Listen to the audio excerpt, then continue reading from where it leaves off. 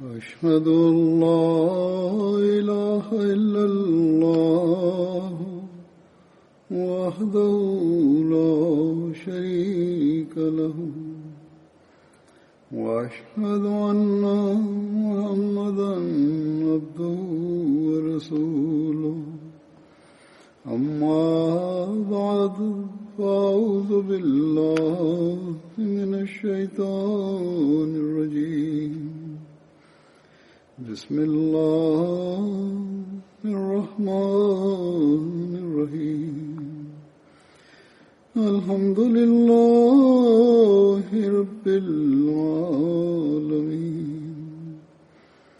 الرحمن الرحيم مالك يوم الدين إياك نعبد وإياك نستعين اهدنا الصراط المستقيم صراط الذين أنعمت عليهم غير المغضوب عليهم ولا الضالين.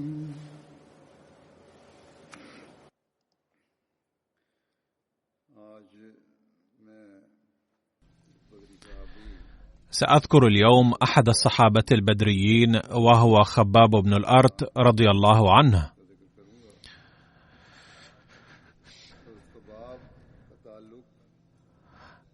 كان ينتمي إلى بني سعد بن زيد. والده الأرت بن جندلة، وكان يكنى بأبي عبد الله، وقيل أبو محمد، وقيل أبو يحيى.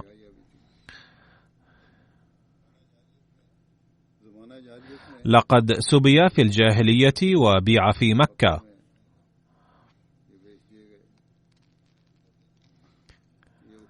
كان مولى عتبة بن غزوان، وقيل كان مولى لأم أنمار الخزاعية التي كانت حليفة لبني زهرة. كان سادس 6 أسلموا. كان من الأوائل الذين أظهروا إسلامهم فتحملوا مصائب شديدة. أسلم خباب قديما قبل دخول النبي صلى الله عليه وسلم دار الأرقم ليدعو فيها.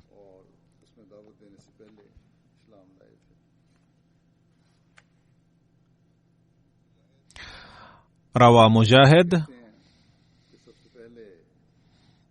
أن أول من أظهر إسلامه ملبيا دعوة رسول الله صلى الله عليه وسلم هم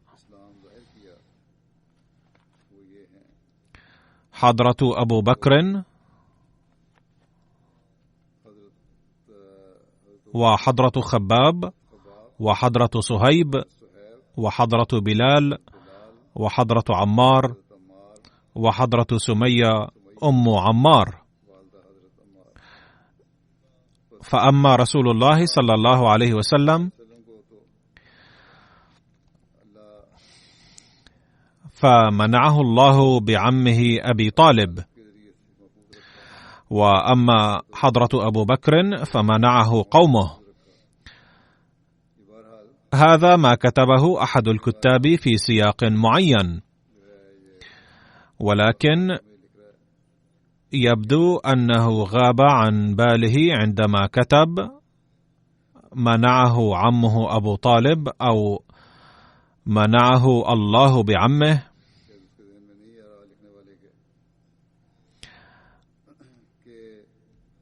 أن النبي صلى الله عليه وسلم لم يعصم من ظلم مشركي مكة،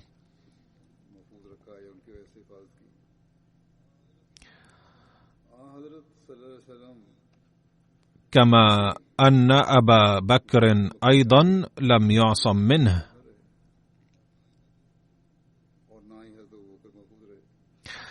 بل تعرض للظلم والتعذيب، والتاريخ خير شاهد على ذلك. بل وتعرض أبو طالب نفسه أيضا للظلم. يقول هذا الكاتب بأن هؤلاء حفظوا من الاضطهاد، ولكن كما قلت بأن هذا رأيه الخاص، لأن التاريخ يقول بأنه لم يعصم من الاضطهاد النبي صلى الله عليه وسلم ولا أبو بكر رضي الله عنه. على أي حال بعد ذكره ذلك يقول الكاتب: وأما الآخرون فألبسوهم أدراع الحديد ثم صهروهم في الشمس، فبلغ منهم الجهد ما شاء الله أن يبلغ من حر الحديد والشمس. وقال الشعبي: إن خبابا صبر ولم يعطي الكفار ما سألوه، أي الكفر بالإسلام، فجعلوا يلزقون ظهره بالردف حتى ذهب لحم متنه.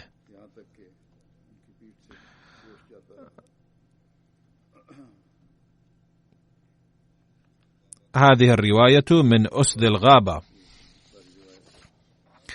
وهناك واقعة تتعلق بخباب وحدثت عند قبول عمر الإسلام.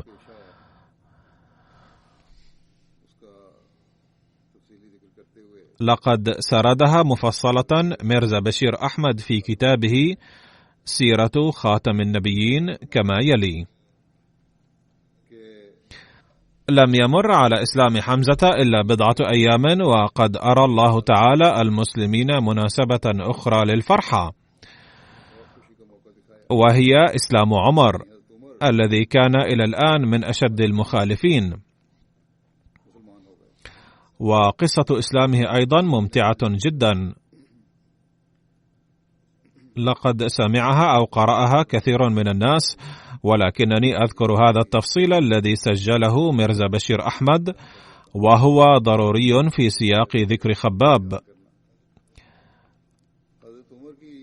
كان طبع عمر قبل الإسلام يتسم بالشدة والقسوة الزائدة، ولكن عداوة الإسلام قد زادتها أكثر.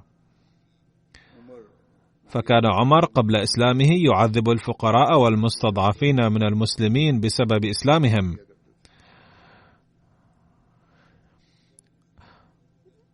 ولكن عندما تعب من إيذائه لهم وإيلامهم دون أن يرى رجوع أحد منهم عن الإسلام، خطر بباله أن يقضي على مؤسس هذه الفتنة، أي النبي صلى الله عليه وسلم. فخرج قاصدا النبي صلى الله عليه وسلم والسيف بيده، فرآه صديق له في الطريق حاملا سيفه بغير جراب، فسأله: إلى أين تذهب؟ فقال عمر: أريد أن أقتل محمدا صلى الله عليه وسلم. فقال له: أتظن بني عبد مناف تاركيك تمشي على الأرض إن قتلت محمدا؟ تفقد أولا بيتك، فإن أختك وزوجها قد أسلما. فرجع عمر لتوه قاصدا بيت أخته فاطمة، وعندما بلغ بيت أخته سمع صوت تلاوة القرآن الكريم في الداخل، وكان خباب بن الأرت يسمعهما القرآن الكريم بصوت جميل. سمع عمر هذا الصوت فازداد غضبا وغيظا، فدلف إلى البيت مسرعا. اختبأ خباب فور سماعه صوت الخطوات المتسارعة، وقامت فاطمة بإخفاء الأوراق القرآنية جانبا، وفاطمة هي أخت عمر. دخل عمر وقال بصوت جهوري: لقد سمعت أنكما تخليتما عن دينكما. قال هذا وأراد ضرب زوج أخته سعيد بن زيد. تقدمت فاطمة لإنقاذ زوجها فأصيبت بجرح، إلا أنها ردت بشجاعة: نعم، لقد أسلمنا، فافعل ما بدا لك، ولا نستطيع أن نتخلى عن الإسلام الآن.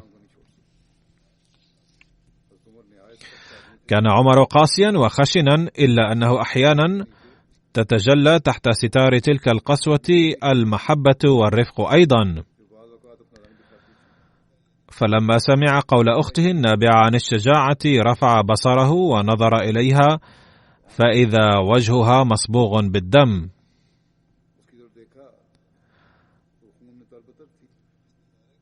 لقد أثر هذا المشهد في قلب عمر تأثيرا عجيبا،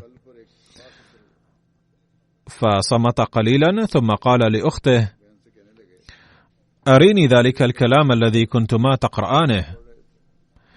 قالت فاطمة: لن أعطيك إياه لأنك تضيع تلك الأوراق. فوعد عمر أنه لن يفعل وسوف يردها إليها بعد الاطلاع.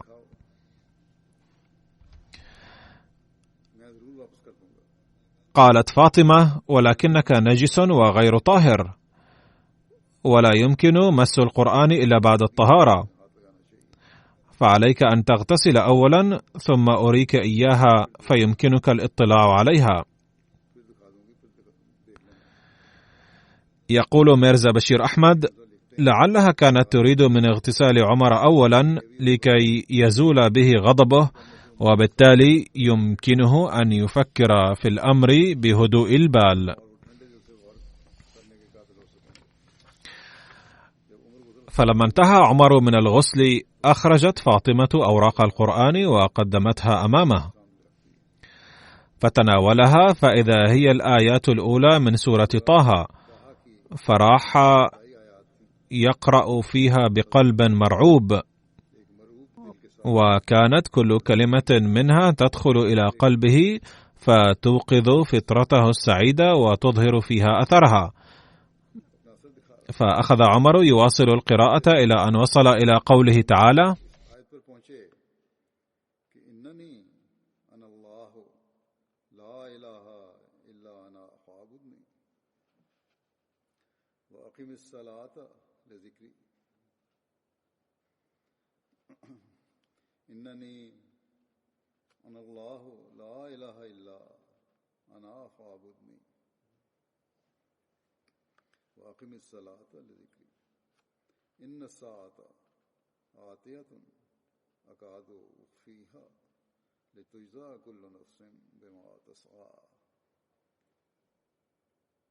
يقرأ حضرته الترجمة الأردية للآية السابقة.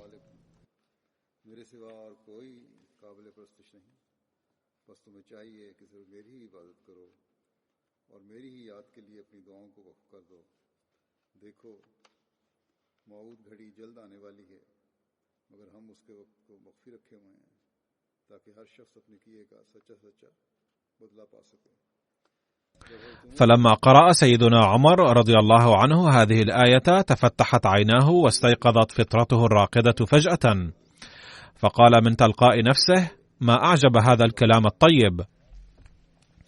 فلما سمع خباب هذه الكلمات خرج من مكمنه فورا، وشكر الله تعالى على أن هدايته ثمرة دعاء النبي صلى الله عليه وسلم، وقال: لقد سمعت رسول الله بالأمس فقط يدعو الله بإلحاح وضراعة أن يهدي للإسلام عمر بن الخطاب أو عمرو بن هشام، أي أبا جهل.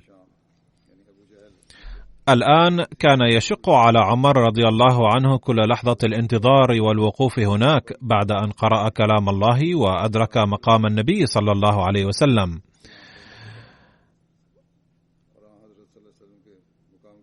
يقول خباب رضي الله عنه: إنه سألني أن أدله فورا على الطريق إلى النبي صلى الله عليه وسلم، وكان متلهفا ومتحمسا لدرجة أنه قد نسي أن السيف المسلول في يده، ولم يخطر بباله أن يجعله في غمده. وكان رسول الله صلى الله عليه وسلم يوم ذاك في دار الأرقم، فدله خباب على الطريق إليه.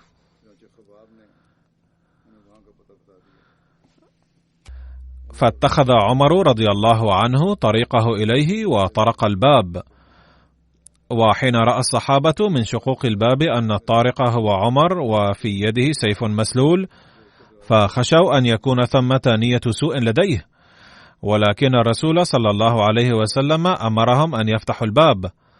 وكان حمزة رضي الله عنه أيضا هناك، وقال هو الآخر: افتحوا الباب، فإذا كان قد جاء بصالح النية فجيد، وإلا سوف أقطع رأسه بسيفه هو.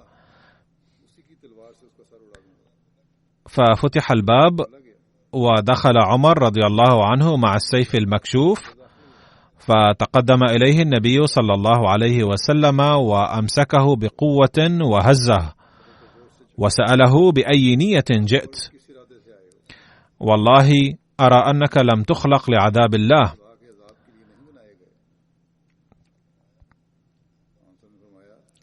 فقال عمر: يا رسول الله، لقد جئت لأسلم. فلما سمع النبي صلى الله عليه وسلم هذه الكلمات كبر بحماس وفرحة، وكبر معه الصحابة: الله أكبر، الله أكبر.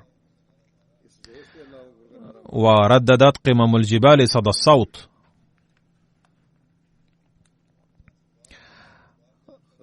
وعن خباب بن الأرت قال: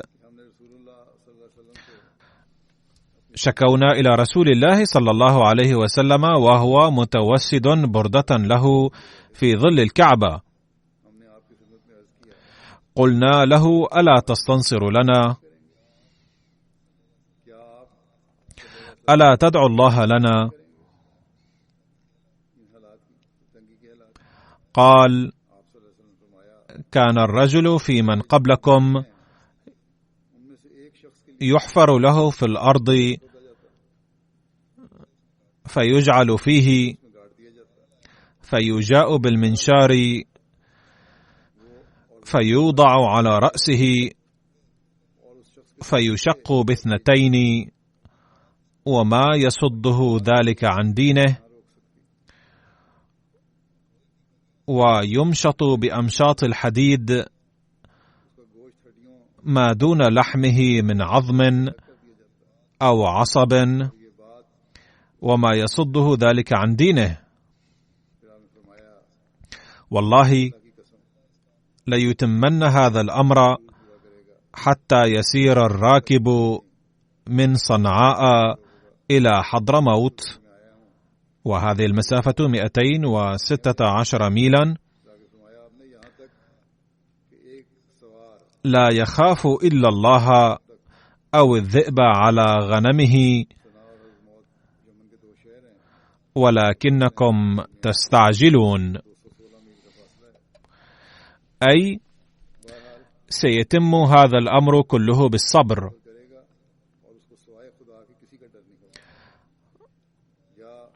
وهذه الرواية من البخاري.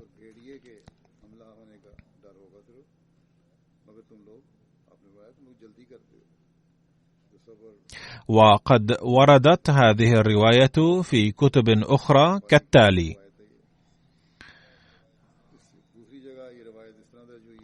عن خباب قال: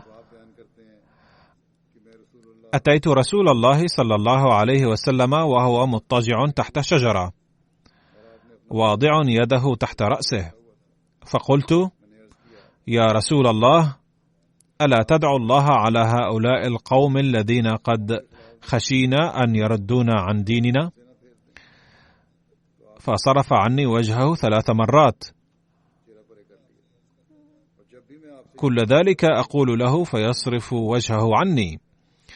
فجلس في 3 فقال: أيها الناس، اتقوا الله واصبروا، فوالله إن كان الرجل من المؤمنين قبلكم ليوضع المنشار على رأسه فيشق باثنتين وما يرتد عن دينه. اتقوا الله، فإن الله فاتح لكم وصانع.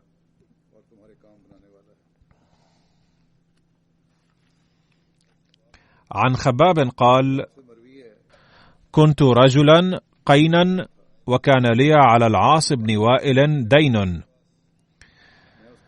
فأتيته أتقاضاه، فقال لي: لا أقضيك حتى تكفر بمحمد، أي تعلن أنك خرجت من بيعة محمد.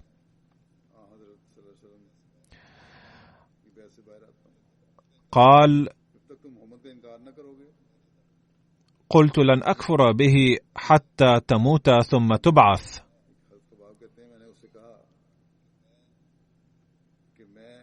أي من المستحيل أن أكفر به.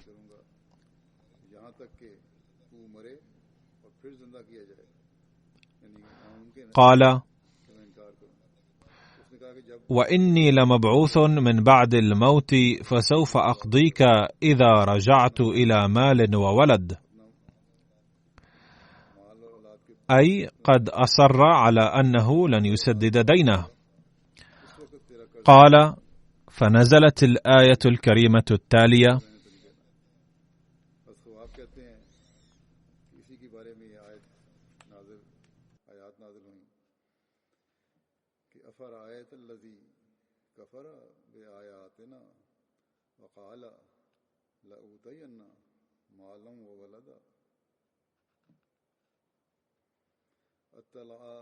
أطلع الغيب أم اتخذ عند الرحمن عهدا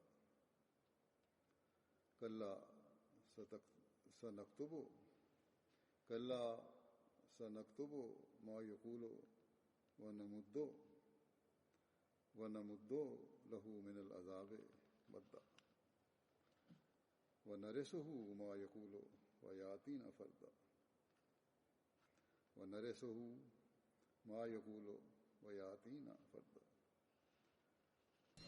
يترجم حضرته الآية السابقة إلى اللغة الأردية.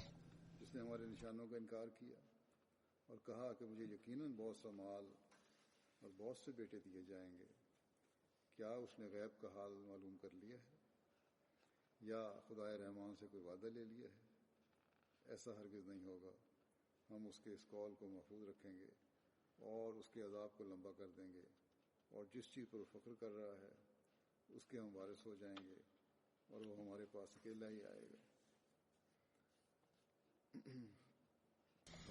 كان خباب رضي الله عنه قينا يطبع السيوف، وكان رسول الله صلى الله عليه وسلم يألفه ويأتيه، فأخبرت مولاته بذلك، فكانت تأخذ الحديدة المحماة فتضعها على رأسه، فشكى ذلك إلى رسول الله صلى الله عليه وسلم فقال: اللهم انصر خبابا.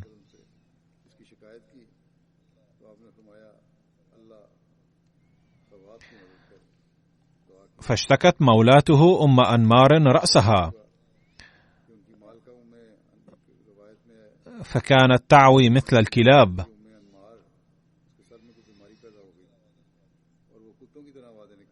فأشاروا عليها أن تكوي رأسها، فكان خباب يأخذ الحديدة المحماة فيكوي بها رأسها.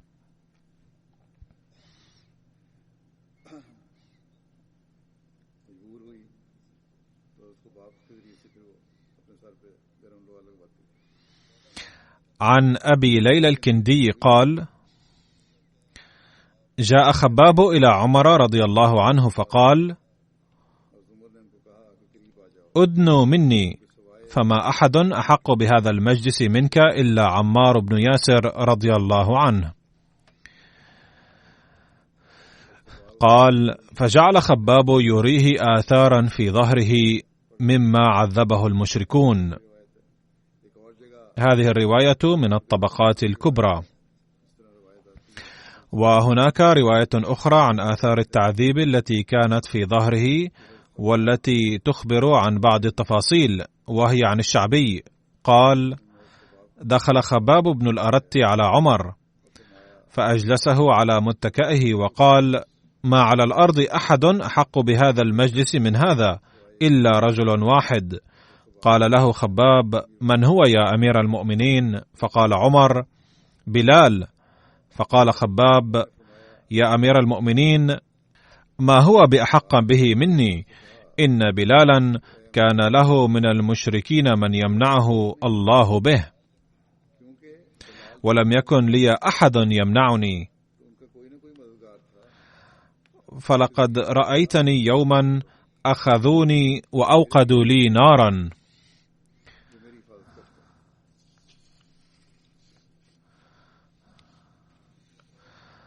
ثم سلقوني فيها، ثم وضع رجل رجله على صدري، فما اتقيت الأرض إلا بظهري. قال: ثم كشف عن ظهره فإذا هو قد برص،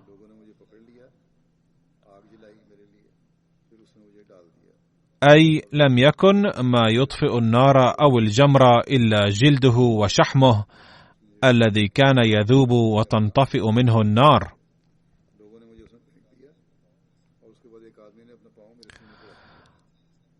وهناك رواية أخرى في ذلك،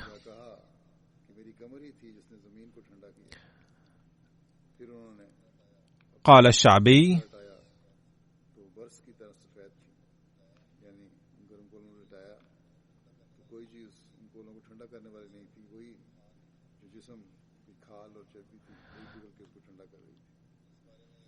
سأل عمر بن الخطاب خبابا رضي الله عنهما عما لقي من المشركين،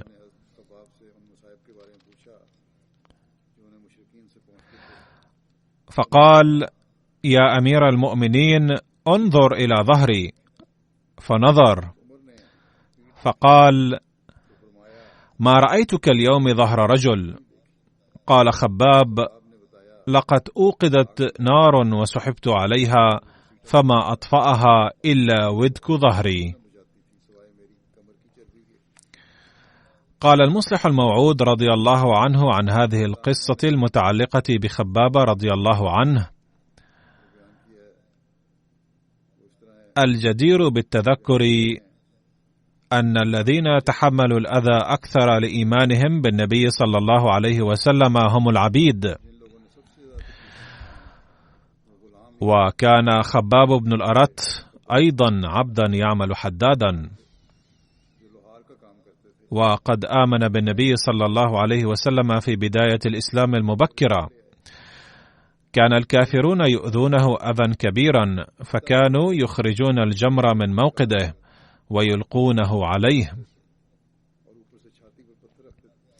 ثم يلقون على صدره حجرا كبيرا حتى لا يستطيع الحراك. ثم إن الذين كان في ذمتهم مال أجرته رفضوا أن يؤتوه إياه، ورغم كل هذه الخسارة المالية والجسدية لم يتزعزع خباب عن إيمانه لحظة واحدة، بل ظل ثابتا عليه بكل قوة، وظلت آثار الحرق على ظهره حتى آخر عمره. ففي خلافة عمر رضي الله عنه ذكر المصائب التي تحملها في سبيل الإسلام ذات مرة، فطلب منه عمر أن يريه ظهره، فكشف ظهره فإذا به آثار بيضاء تشبه البرص.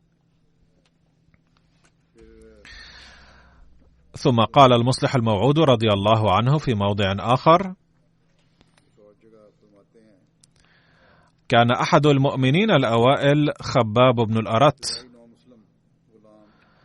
وذات مرة كشف عن جزء من جسده، فرأى أصدقاؤه أن جلده ليس مثل البشر، بل هو متصلب كجلد الأنعام، فاندهشوا وسألوه: هل أنت مصاب بمرض؟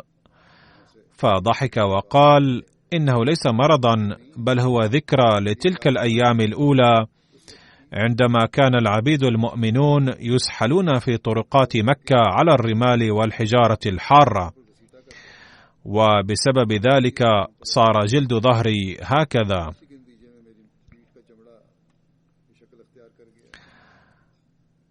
وهؤلاء المسلمون الأوائل الذين كانوا فقراء ومعظمهم كانوا عبيدا قد تحملوا أذى كثيرا بعد إسلامهم، وقد سمعنا ذكر هذا الأذى في قصة خباب رضي الله عنه الذي كان يلقى تارة على النار وأخرى كان يجر على الأحجار. وحين تحملوا كل هذا الأذى وازدهر الإسلام، فكيف أكرمهم الله تعالى وأعطاهم مكانة عظيمة؟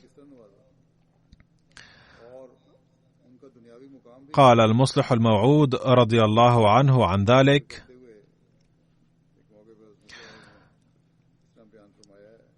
مرة جاء عمر رضي الله عنه إلى مكة في زمن خلافته، فحضر للقائه كبار رؤسائها الذين كانوا من عائلات عريقة شهيرة، ظانين أن عمر رضي الله عنه وقد صار ملكا سيعزهم لأنه يعرف عائلاتهم وسيستعيدون مجدهم الغابر. وبينما هم يتحدثون معه رضي الله عنه،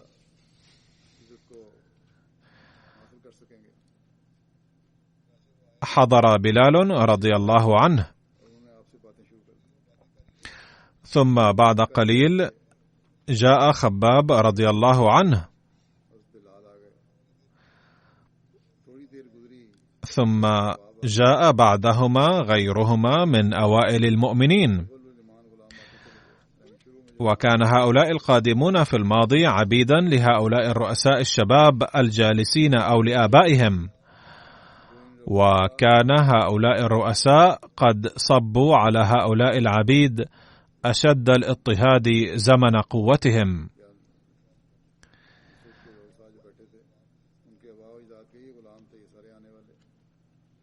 فكلما أتى أحد من هؤلاء، أعني خباب أو بلال وغيرهما ممن كانوا أول المؤمنين وعبيدا في الماضي، استقبله عمر بحفاوة وقال لرؤساء مكة هؤلاء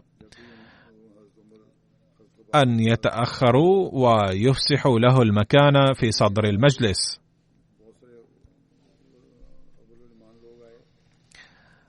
فلم يزل هؤلاء الرؤساء الشباب الذين جاءوا للقاء عمر رضي الله عنه يتأخرون حتى وصلوا إلى الباب.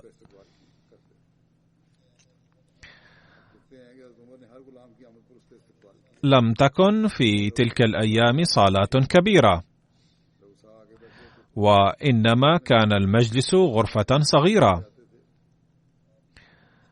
وحيث إن الغرفة الصغيرة لم تتسع لهم جميعا،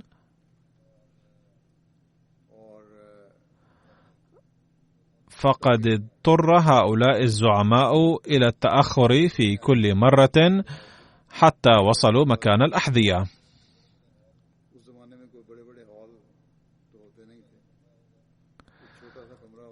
فلما رأوا أنه كلما أتى عبد من هؤلاء أمرهم عمر بأن يتأخروا ويفسحوا له المكان حتى وصلوا إلى الأحذية، أصابتهم صدمة شديدة.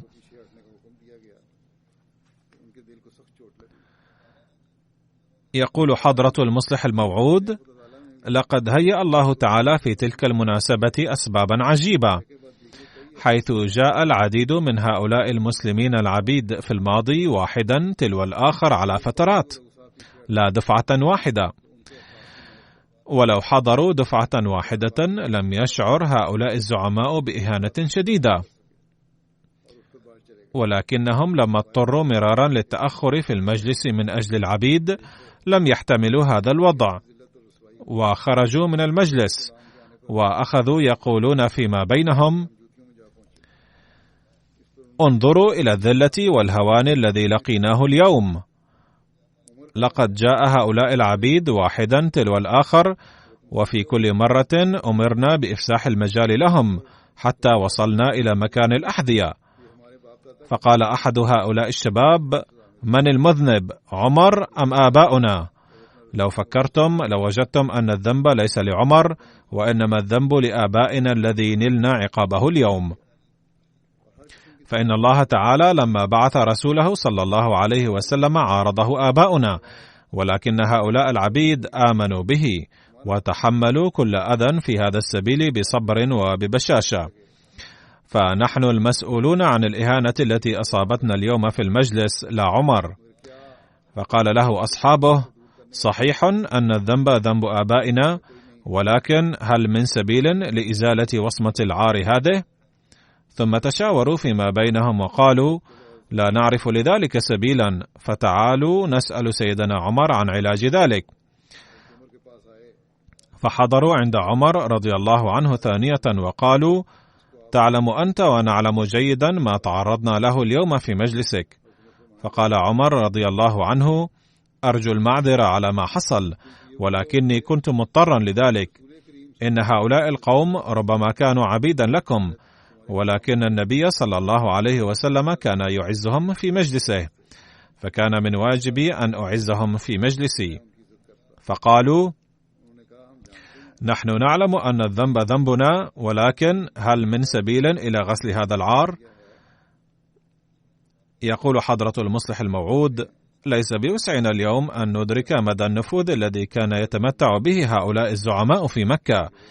أما سيدنا عمر فقد ولد في مكة وترعرع فيها، وكان يعلم كم كان آباؤهم ذوي عزة ومنعة في مكة، وكان يعلم أنه لم يكن بوسع أحد أن يرفع بصره أمامهم.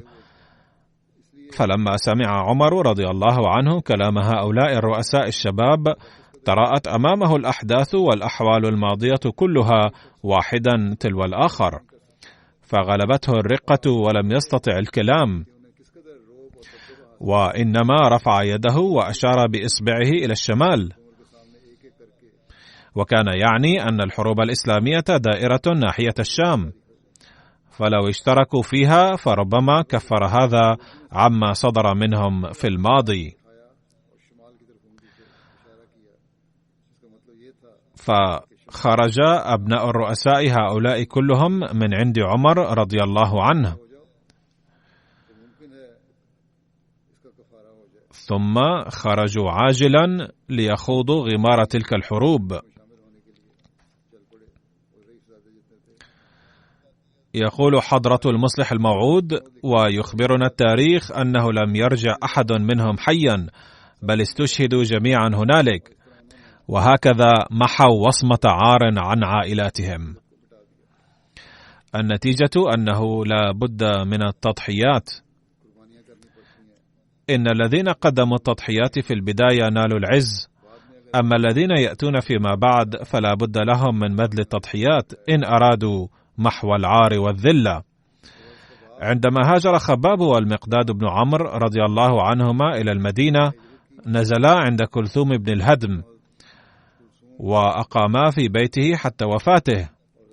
وكان كلثوم توفي قبل خروج النبي صلى الله عليه وسلم إلى بدر بفترة قصيرة، ثم انتقلا إلى سعد بن عبادة إلى أن فتحت بنو قريظة في السنة 5 الهجرية. آخى رسول الله صلى الله عليه وسلم بين خباب وتميم عتيق خراش بن سمة. وفي رواية أخرى أن النبي صلى الله عليه وسلم آخى بين خباب وجبر بن عتيق. ويرى العلامة ابن عبد البر أن الرواية الأولى هي الأصح. شهد خباب رضي الله عنه بدرا وأحدا وسائر الغزوات مع النبي صلى الله عليه وسلم.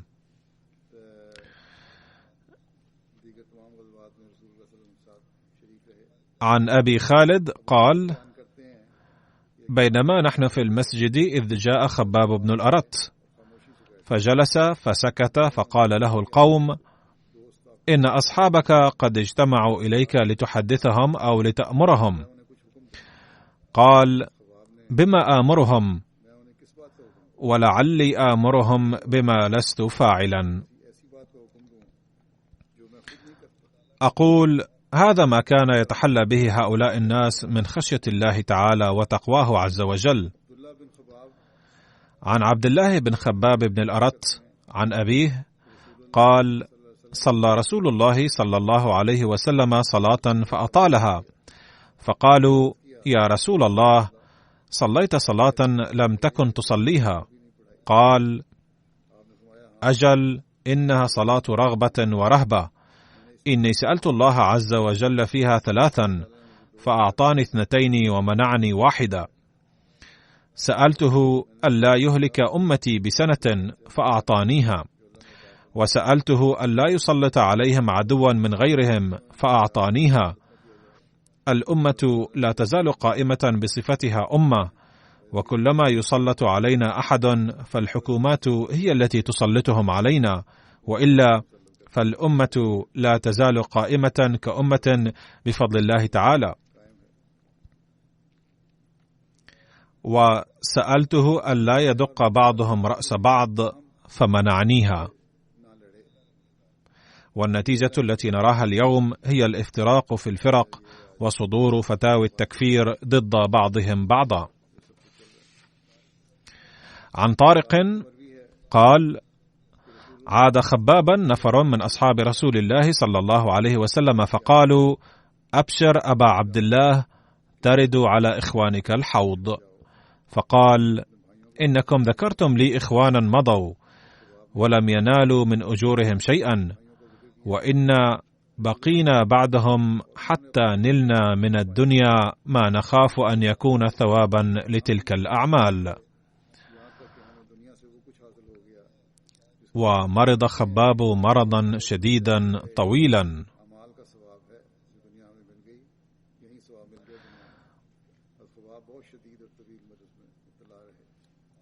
عن حارثة بن مضرب قال: دخلت على خباب بن الأرت أعوده وقد اكتوى 7 كيات. قال: فسمعته يقول: لولا أني سمعت رسول الله صلى الله عليه وسلم يقول: لا ينبغي لأحد أن يتمنى الموت لألفان قد تمنيته. وقد أتي بكفنه قباطي، قماش ركيك كان ينسج في مصر، فبكى ثم قال: لكن حمزة عم النبي صلى الله عليه وسلم كفن في بردة، فإذا مدت على قدميه قلصت عن رأسه، وإذا مدت على رأسه قلصت عن قدميه، حتى جعل عليه إذخر. ولقد رأيتني مع رسول الله صلى الله عليه وسلم ما أملك دينارا ولا درهما، أي لم يكن لديه شيء. أما الآن وإن في ناحية بيتي في تابوتي 40,000 بل يزيد. ولقد خشيت أن تكون قد عجلت لنا طيباتنا في حياتنا الدنيا. عن خباب قال: هاجرنا مع رسول الله صلى الله عليه وسلم نبتغي وجه الله عز وجل، فوقع أجرنا على الله، فمنا من مات لم يأكل من أجره شيئا، ومنا من أينعت له ثمرته فهو يهدبها. وإن مصعب بن عمير مات ولم يترك إلا ثوبا، كان إذا غطوا رأسه خرجت رجلاه، وإذا غطوا به رجليه خرج رأسه. فقال رسول الله صلى الله عليه وسلم: غطوا رأسه واجعلوا على رجليه الإذخر. قال زيد بن وهب: سرنا مع علي حين رجع من صفين، حتى إذا عند باب الكوفة إذا نحن بقبور 7 عن أيماننا، فقال: ما هذه القبور؟ فقالوا: يا أمير المؤمنين، إن خباب بن الأرت توفي بعد مخرجك إلى صفين، فأوصى أن يدفن في ظاهر الكوفة. وكان الناس إنما يدفنون موتاهم في أفنيتهم وعلى أبواب دورهم، فلما رأوا خبابا أوصى أن يدفن بالظهر دفن الناس. فقال علي رضي الله عنه: رحم الله خبابا، أسلم راغبا وهاجر طائعا وعاش مجاهدا وابتلي في جسمه، ولن يضيع الله أجر من أحسن عملا. ثم دنا من قبورهم فقال: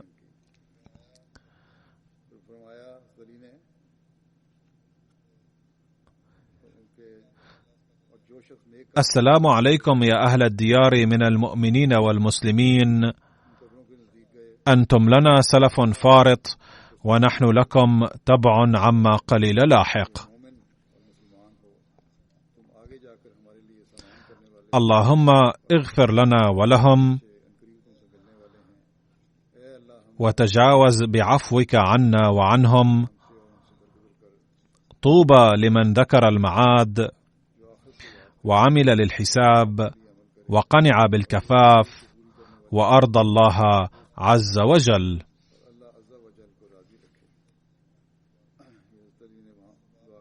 مات خباب سنة 37 من الهجرة، وكان عمره إذ مات 73 سنة.